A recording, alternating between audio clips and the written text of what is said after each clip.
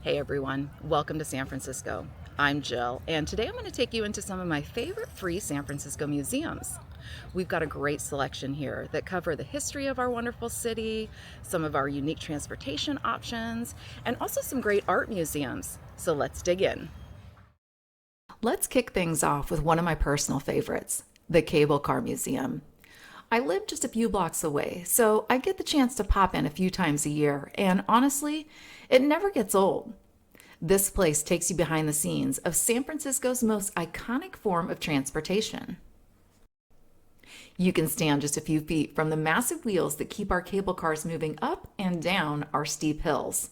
And yes, these are the actual wheels pulling the cars right now around San Francisco's city streets. This museum also has displays that talk about the founder of the cable car, a detailed look at all of the original routes that passengers took all around San Francisco, and what happened to many of these during the 1906 earthquake and fire. To understand how much we love our cable cars, make sure to read the exhibits about everything we've had to do to save these over the years.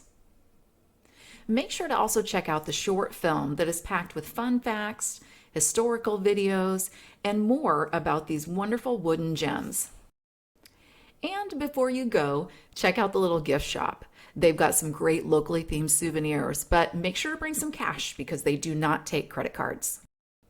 You'll find the Cable Car Museum at 1201 Mason Street in Nob Hill, and I'd plan for about 45 minutes to an hour here.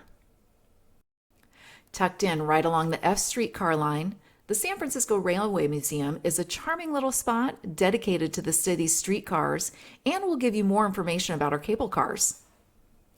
Inside, you'll find a model streetcar cab where you can stand at the controls and spin the handles just like a real operator.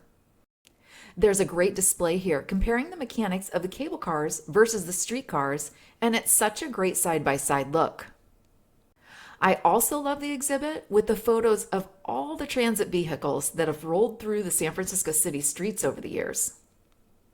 It's small, and you can probably see everything in about 45 minutes or so, but it is packed with history, and it's right by the ferry building, so it's an easy stop to add to your day. This one is pure nostalgia, the Musée Mécanique in Fisherman's Wharf. It's an antique arcade with more than 300 coin-operated games and mechanical curiosities. Admission is free, but you do have to pay to play.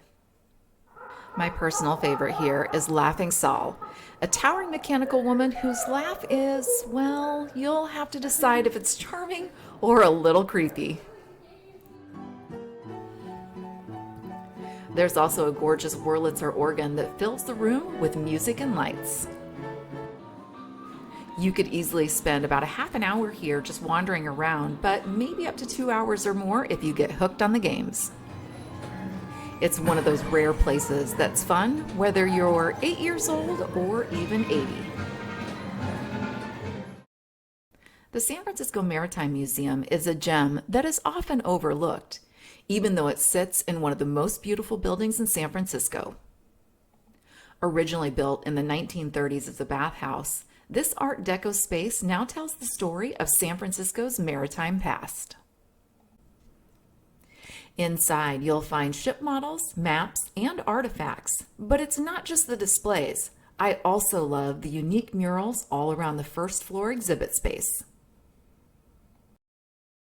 Step outside onto the terrace for stunning views of the bay, and don't miss the colorful mosaics that wrap the building's walls.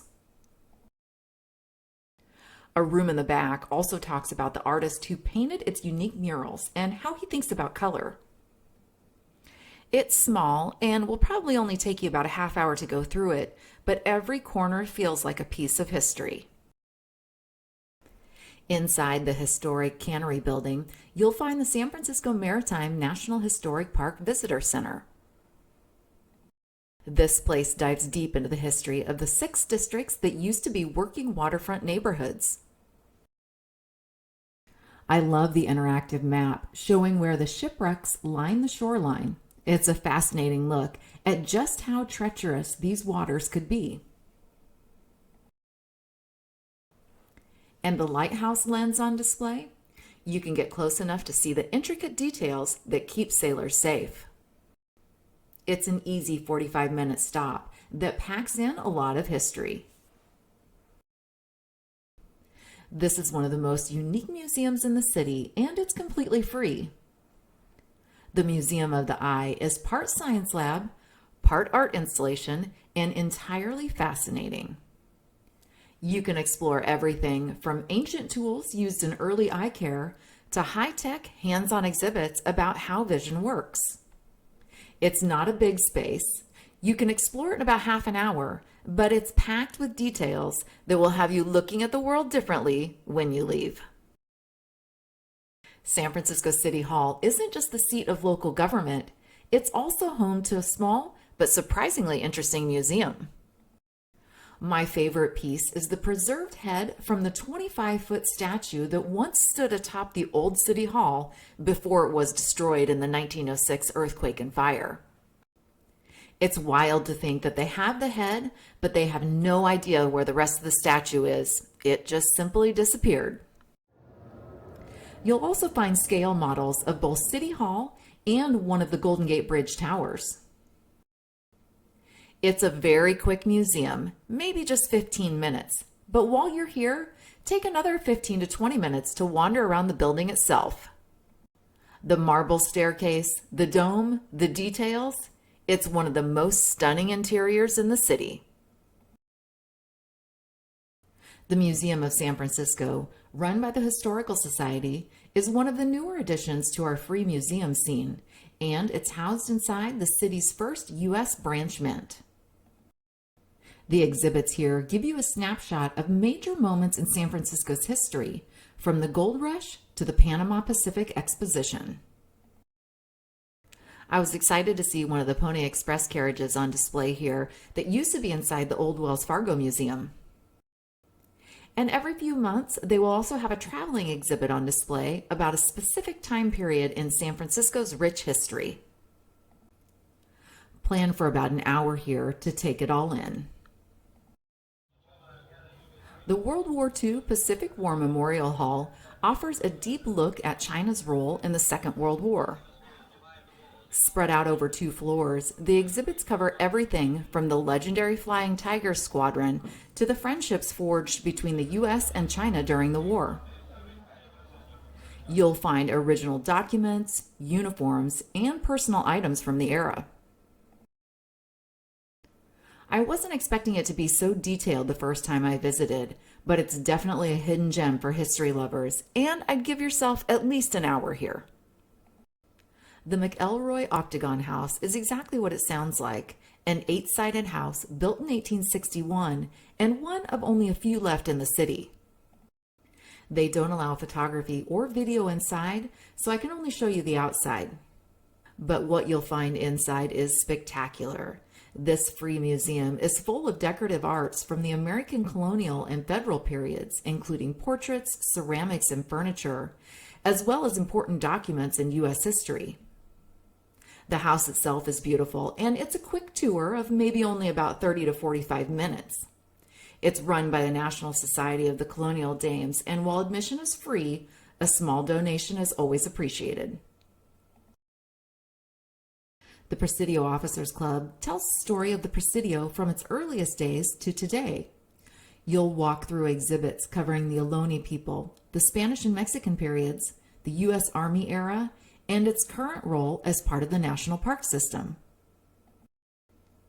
One of my favorite touches is the outdoor art by Andy Goldsworthy, built right into the historic wall.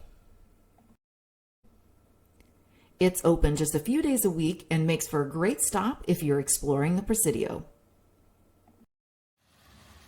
In the Presidio's Letterman Digital Arts Center, the Lucasfilm's lobby houses a mini Star Wars museum. Outside, you've got the famous Yoda fountain, and inside, a small but fun display of memorabilia, awards, and behind-the-scenes photos. It's a quick, maybe 15-minute stop, but for fans, it's a must. The Institute of Contemporary Art is a bright, open downtown space showcasing rotating exhibits from emerging artists. Shows change about every 6 months, so there's always something new. One of the coolest features is the vault, an old bank vault now transformed into a unique art space, complete with the original safety deposit boxes. It's a quick stop, maybe 30 minutes, but a great way to see fresh, thought-provoking work. This museum is unlike anything else in San Francisco. The International Art Museum of America blends European, American, and Asian art in a way that's, well, unique, to say the least. You'll find everything from 19th century animal paintings to contemporary works by H. Dorje Chang Buddha III, whose pieces dominate much of the collection. I've visited a few times, and it's always an experience. Sometimes inspiring, sometimes surprising, but always memorable. Well, that wraps things up for my favorite free museums around San Francisco, and I hope you found some great ones for your next visit. Make sure to check out the description below for more information about everything I talked about this video, and hit like and subscribe for more great San Francisco travel tips every single week.